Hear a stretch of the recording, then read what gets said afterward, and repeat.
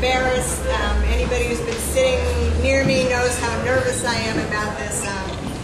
It's much easier to introduce other people or write stories about other people than to talk about yourself. So, first of all, there are a million people to thank. Madam President, current, all the past presidents, especially a moment for Joanne Gersler, who's done so many things to bring us into the 21st century.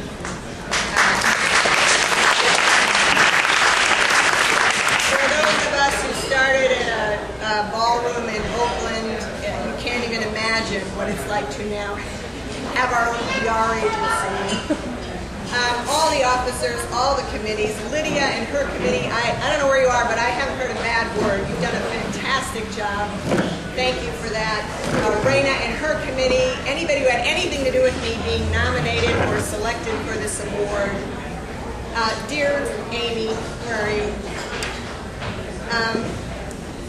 It's just good to have a friend like Amy in any circumstances. So, and also people like Maureen Fulton, I don't know where you are, and Kristen Rudnick, new members to AWSM, and they remind me why we're here to begin with. And so thank you for that. My mentors, Kathy Henkel is here. Made the trip all the way from Seattle, is going all the way back tonight. She won't know which end is up for days. The incomparable Tracy Dodds, who is not here, but will be talked about, I can guarantee.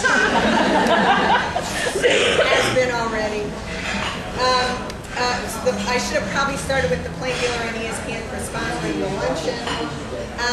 Long-time AWSM supporter Roy Hewitt, who did in fact hire me twice.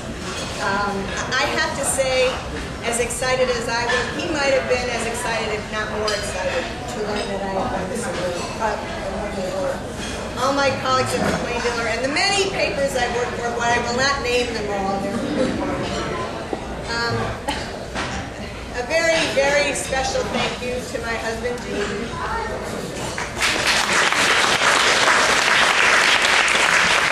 You're not very easy people to live with. And so, thanks for putting up with me. Thanks for believing me every time I told you I was almost done. And waiting for me when I wasn't. He's a really wonderful person and living proof that good things come to those who wait. And you know, when I was preparing this speech, people just said, well, tell some of your stories, tell some of your good stories. And honestly, one of my best stories is how I met my husband. So if you'll indulge me 1 minute, I'll tell you. When I was a sports writer at the Journal in Milwaukee, we actually had 2 sports writers who became Jesuit priests. Yeah, we used to have a sign. Society of Jesus 2, Milwaukee Journal Sports, nothing. And I don't know if any of you know anything about the Jesuits, but they study forever before they're actually ordained. And so I met Gene when he was studying to be a Jesuit. He did not become a Jesuit. I did not marry a priest, which is how a lot of people shorten this story. That's not true. But I met him through my other friends, and I traveled around a lot, and so I would see them in different parts of the country, and so we got to be very good friends. And as it happened, with the Jesuits, Gene was sent to Kenya in the late 1980s to help set up computer systems at some schools. Me, I was gallivanting around Europe, and one morning in a restaurant, I was with a girlfriend, and I kept looking across the room, and I said, I swear to God, that's Gene Boyer across the room. What is he doing? Well, come to find out, Gene had, the Jesuits in Kenya were trying to organize the workers into a strike.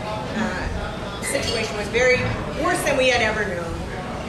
Gene had talked about this one day in a homily, and was walking home from church, got arrested, thrown in jail, and then dumped on the steps of the U.S. Embassy. He is on his way home from this experience when I run into him on vacation in Europe. And you know, he came and sat down with us, and we had a lovely brunch, and he never let on anything that he'd been through. And a few months later, he left the Jesuits for an assortment of reasons, none of which I had anything to do with. But I kind of fell out of touch with him. So about 5, 6 years later, after I'd gone to the Plain Dealer, was covering the Cavs,